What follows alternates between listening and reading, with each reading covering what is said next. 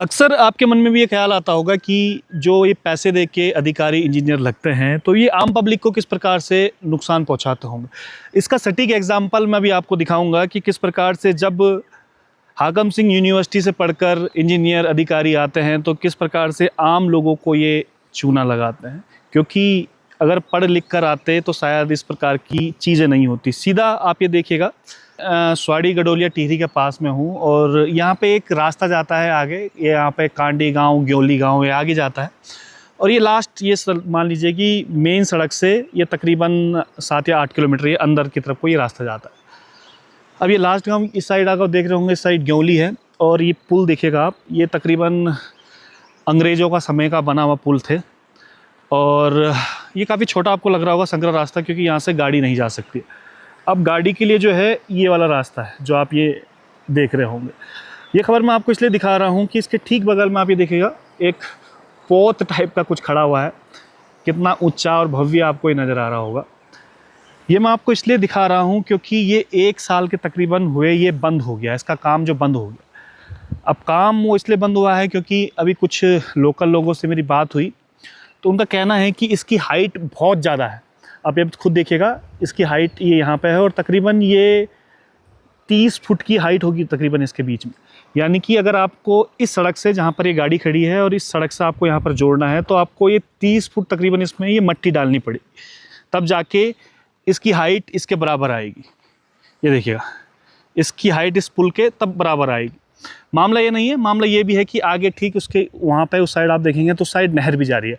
अगर आपको इस पुल का और इस रोड से आपको जोड़ना है तो वहाँ से आपको मिट्टी खोदनी पड़ेगी, लेकिन उसके ठीक वहाँ पर जो यहाँ की लोकल नहर जिसको बोलते हैं, छोटी छोटी जो है वो जा रही है वहाँ से, जहाँ पर पानी आता है जिस प्रकार से, छोटी छोटी गूल जिनको कहते हैं।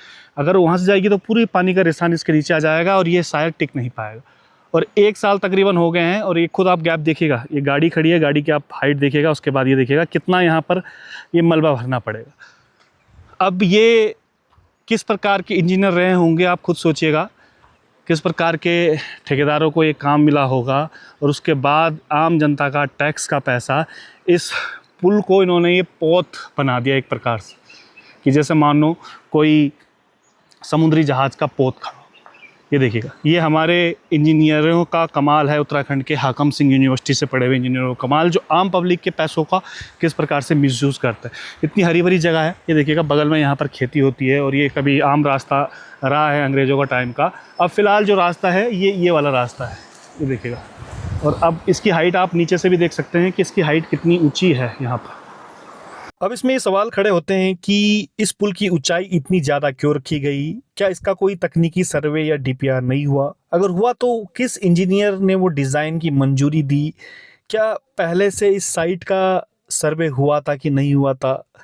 इस पुल पर कितना सरकारी पैसा खर्च हुआ? जब डिज़ाइन गलत था तो निर्माण बीच में रोकने की जिम्मेदारी आखिर किसकी होगी, क्योंकि ये सारा पैसा आम आदमी के टैक्स का गया हुआ है। क्या ये भ्रष्टाचार और कमीशन खोरी का मामला तो नहीं था? देखिए कितनी हरी भरी जगह है, यहाँ पर लोग अपनी आजीविका करते हैं, अपना खेती बाड़ी यहाँ पर करते हैं और इसके ठीक बगल में ही ये एक प्रकार से गुम्बद या कहें कि बिना निर्माण के बर्बादी का ये पुल यहाँ पर इन्होंने खड़ा कर दिया। इसकी जिम्मेदारी आखिर किसकी होगी? यहाँ पर शासन प्रशासन, डीएम से लेकर तमाम जो उच्च अधिकारी हैं, उनको इस बात का संज्ञान भी लेना पड़ेगा कि क्या पहाड़ों के सुदूर इलाकों में इसी प्रकार का पैसा आवंटन किया जाएगा, इसी प्रकार से आम टैक्स पेयरों की पैसा बर्बाद किया जाएगा। ये सवाल आपके लिए छोड़े चलते हैं।